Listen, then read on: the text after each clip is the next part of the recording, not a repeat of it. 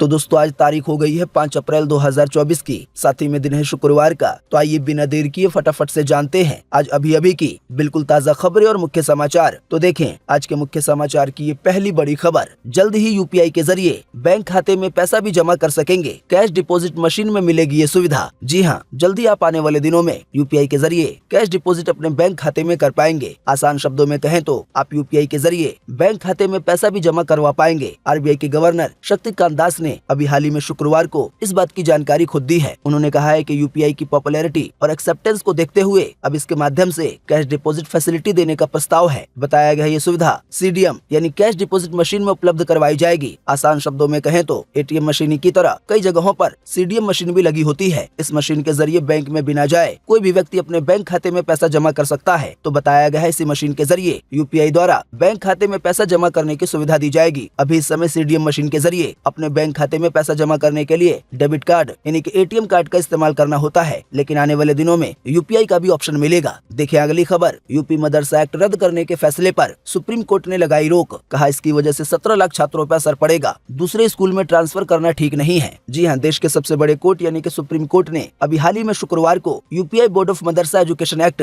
2004 को असंवैधानिक करार देने वाले इलाहाबाद हाई कोर्ट के फैसले पर रोक लगा दी। इसके साथ ही केंद्र और यूपी सरकार से जवाब मांगा है। कोर्ट का कहना है कि हाई कोर्ट के फैसले से 17 लाख छात्रों पर असर पड़ेगा। छात्रों को दूसरे स्कूलों में ट्रांसफर करने का निर्देश देना ठीक नहीं है। बात यह है कि अभी हाल ही में बीते 22 मार्च को इलाहाबाद हाई कोर्ट की लखनऊ बेंच ने यूपी मदरसा एक्ट को असंवैधानिक घोषित कर दिया था। कोर्ट ने कहा था कि यह धर्मनिरपेक्षता के सिद्धांत का उल्लंघन है। आसान शब्दों में कहें तो सन 2004 में मदरसा की पढ़ाई को लेकर एक नया एक्ट बनाया गया, एक नया कानून बनाया गया था। इसमें स्कूल के नियम कानून के मुकाबले कई चीजों का फर्क है। तो इसी नियम को, इसी एक्ट को अभी हाल ही में बीते 22 मार्च को इलाहाबाद हाई कोर्ट की लखनऊ बेंच ने गलत बताया था कि पढ़ाई को लेकर और खास करके एक ही समुदाय एक ही धर्म को लेकर उनकी पढ़ाई का अलग कानून हो, ये तो असंवैधानिक है, ये तो संविधान के मुताबिक है ही नहीं। हालांकि मुस्लिम पक्ष द्वारा बाद में ये पूरा मामला हाई कोर्ट के खिलाफ सुप्रीम कोर्ट में लेके जाया गया और अब देश के सबसे बड़े कोर्ट सुप्रीम कोर्ट ने अभी हाल ही में शुक्रवार को अपना फैसला यूपी के मदरसों के हक में सुनाया है और ये कह दिया गया है कि ऐसा करने की वजह से 17 लाख छात्रों पर असर पड़ेगा और इतनी बड़ी तादाद में जो छात्र हैं इनको अलग अलग स्कूलों में ट्रांसफर करना सही नहीं होगा। आसान शब्दों में कहें तो मदरसा एक्ट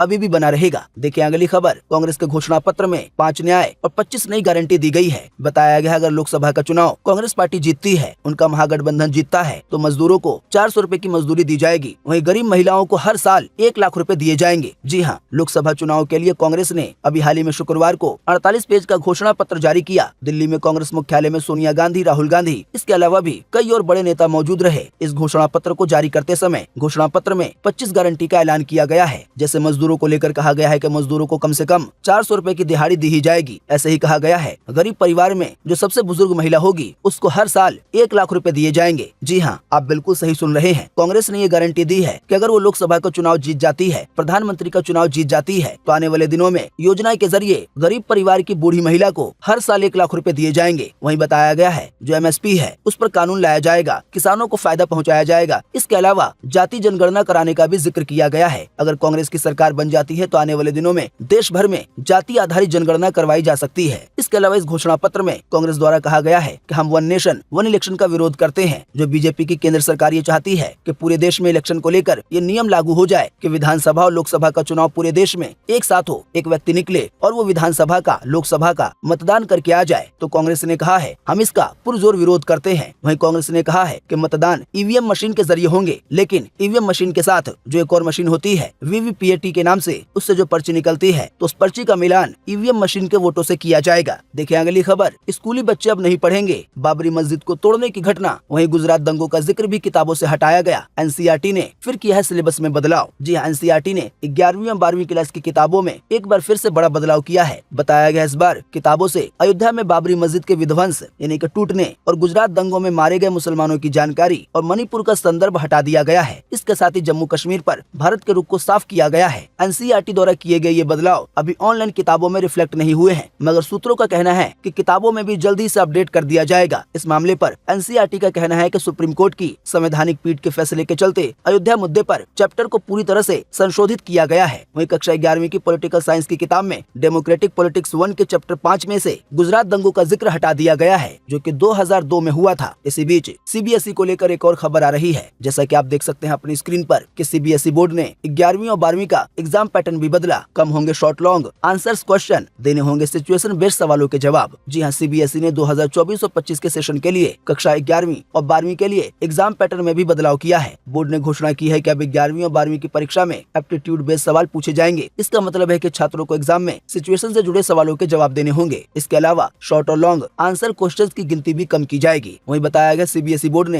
ये साफ किया है कि कक्षा 11वीं और 12वीं के लिए महत्वपूर्ण बदलाव किए गए हैं, जबकि कक्षा 9वीं और 10वीं के लिए परीक्षा पैटर्न में कोई भी बदलाव नहीं किया गया है। देखिए अगली खबर के छत्तीसगढ़ के रायपुर के ट्रांसफार्मर गोदाम में लगी भयंकर आग। 25,000 लीटर का ऑयल टैंक फटने की वजह से आग और हालात दोनों ही बेकाबू हो गए हैं। वहीं आग इतनी भयानक लगी है कि 3 किलोमीटर का एरिया खाली कराया गया है। जी हाँ, छत्तीसगढ़ की राजधानी रायपुर के सीएसपी डीसीएल ट्रांसफार्मर गोदाम में भयंकर आग लग गई है। दूर दूर तक आसमान में धुएं का गुबार दिख रहा है। बताया गया पुलिस ने 3 किलोमीटर के दायरे को खाली कराते हुए सभी रास्ते को ब्लॉक कर दिया है। इसके अलावा आसपास के घरों को भी खाली कराया जा रहा है। बताया गया मौके पर ट्रांसफार्मर पटाखे की तरह फट रहे हैं। जिस समय ये जानकारी रिकॉर्ड की जा रही है उस समय तक ये अपडेट आया है कि आग को लगे करीब 3 घंटे हो गए हैं और आग लगातार बढ़ती जा रही है। बाकी जैसा कि हमने आपको बताया, ट्रांसफार्मर गोदाम के पास 25,000 लीटर का एक तेल का टैंक था। उसके फट जाने की वजह से हालात और आग और ज्यादा बेकाबू हो गए हैं। बाकी न्यूज साइट और न्यूज चैनलों द्वारा इस पूरे हादसे का पल पल का अपडेट दिया जा रहा है। हर पल कुछ न कुछ नया अपडेट आ रहा है। अभी तक जो अपडेट आया है उसके बारे में हमने आपको बता दिया है। फिलहाल ये जानकारी नहीं आई है कि कितने लोगों की जान गई है या क्या क्या नुकसान हुआ है या आग किस वजह से लगी है। देखिए अगली खबर के पीएम मोदी बोले, कांग्रेस ने राम मंदिर पर एडवाइजरी जारी की है। अपने लोगों से मुंह पर ताला लगाने को कहा है। उन्हें लगता है कि हमने अगर राम का नाम लिया तो हमारा ही राम राम ना हो जाए। जी हाँ, राजस्थान के चूरू में प्रधानमंत्री मोदी ने कहा कि बीते 10 साल में हमने कई काम किए हैं, लेकिन ये बहुत कम है। अभी तक जो मोदी ने किया है वो तो केवल बड़ी होटलों में मिलने वाला स्टार्टर है। अभी तो खाने की पूरी थाली बाकी है। वहीं पीएम मोदी ने 3 तलाक पे कहा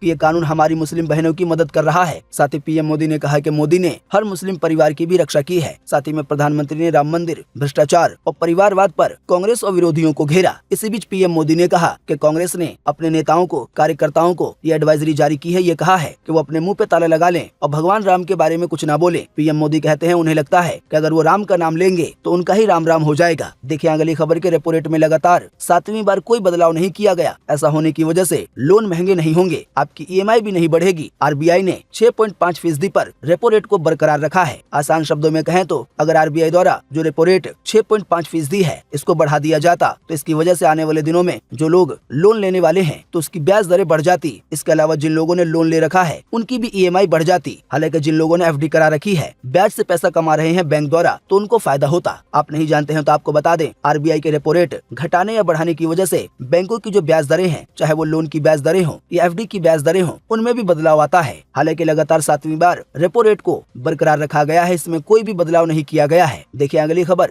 ब्रिटिश अखबार ने किया बड़ा दावा कि पाकिस्तान में टारगेट किलिंग करा रहा है भारत। इस पे देश के विदेश मंत्री जयशंकर बोले, ये हमारे खिलाफ प्रोपेगेंडा है, झूठा आरोप है, ऐसा हमारी पॉलिसी में है ही नहीं। जी हाँ, ब्रिटिश अखबार द गार्जियन ने अपनी एक रिपोर्ट में भारत पर पाकिस्तान में टारगेट किलिंग के आरोप लगाए हैं। यानी कि अखबार की रिपोर्ट में ये दावा किया गया है कि भारत पाकिस्तान में जो उसके दुश्मन है उसको चुन चुन कर मरवा रहा है, छुप छुप के। हालांकि अब इस पर देश के विदेश मंत्री एस जयशंकर ने कहा है कि टारगेट किलिंग कराना, किसी को निशाना बनाकर चुपचाप से मरवा देना, ये भारत की विदेश नीति में है ही नहीं। ये हमारे खिलाफ आरोप है, प्रोपेगेंडा है। देखिए अगली खबर, केरल के मुख्यमंत्री की अपील कि टीवी पर द केरल स्टोरी मूवी ना दिखाएं। वहीं मुख्यमंत्री आगे बोले कि दूरदर्शन को बीजेपी आरएसएस की प्रचार मशीन बनने से बचना चाहिए। जी हाँ, केरल के मुख्यमंत्री पिनाराई विजयन ने दूरदर्शन चैनल पर विवादित फिल्म द केरल स्टोरी का टेलीकास्ट करने के फैसले की निंदा की है। इसको गलत कहा है। उन्होंने ब्रॉडकास्टर से यानी कि दूरदर्शन से फिल्म की स्क्रीनिंग को रोकने को कहा है। बात यह है कि पिनाराई ने अभी हाल ही में गुरुवार को एक्स यानी कि ट्विटर पर पोस्ट करते हुए लिखा कि लोकसभा चुनाव से पहले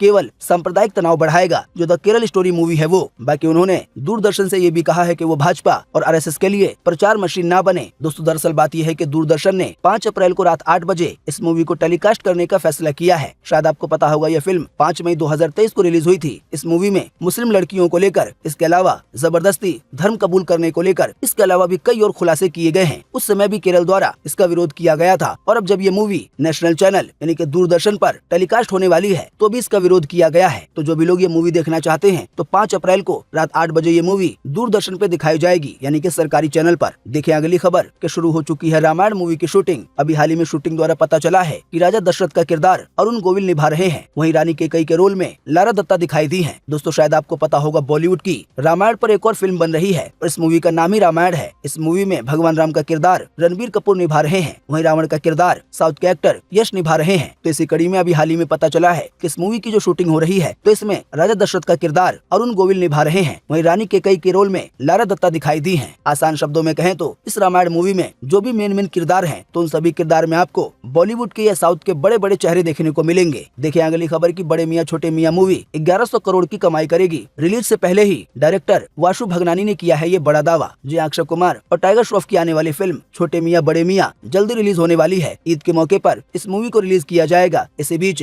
डायरेक्टर वासु भगनानी का कहना है कि बड़े मियाँ छोटे मियाँ मूवी 1100 करोड़ या इससे भी ज्यादा की कमाई करेगी। ये बॉक्स ऑफिस पर सारे रिकॉर्ड तोड़ देगी। आपको बता दें पिछली बार शाहरुख खान की पठान और जवान मूवी ने कुछ ऐसा ही कलेक्शन किया था। अब ऐसा ही दावा किया गया है अक्षय कुमार और टाइगर श्रॉफ के फिल्म बड़े मियाँ छोटे मियाँ को लेकर। देखिए अगली खबर, ताजा खबर के दूसरे सीजन का टीजर हुआ जारी। भुवन बाम की लोकप्रिय वेब सीरीज ताजा खबर के दूसरे सीजन की घोषणा हो गई है। दर्शक इसका बेसब्री से इंतजार कर रहे थे। अभी हाल ही में भुवन बाम ने अपने इंस्टाग्राम हैंडल पर इसका टीजर जारी किया है। इसका निर्देशन हिमांक गौड़ ने किया है। फिलहाल वेब सीरीज पे काम चल रहा है। हालांकि दर्शकों के लिए अच्छी खबर ये है कि इसे जल्दी रिलीज कर दिया जाएगा। देखिए अगली खबर के हिमाचल प्रदेश में शराब समेत बियर के दाम बढ़ाए गए। जी हाँ, हिमाचल प्रदेश में नई आबकारी नीति लागू हुई है। इस वजह से कई शराब की बोतलों पर 1200 रुपए की बढ़ोतरी हो गई है। इसके अलावा किंगफिशर की 650 ml वाली बोतल बियर की 300 रुपए की हो गई है। इसके अलावा कई बोतल 250 रुपए की है। तो दोस्तों उम्मीद करते हैं कि आज की इस वीडियो से आपको काफी कुछ जानकारी मिली होगी।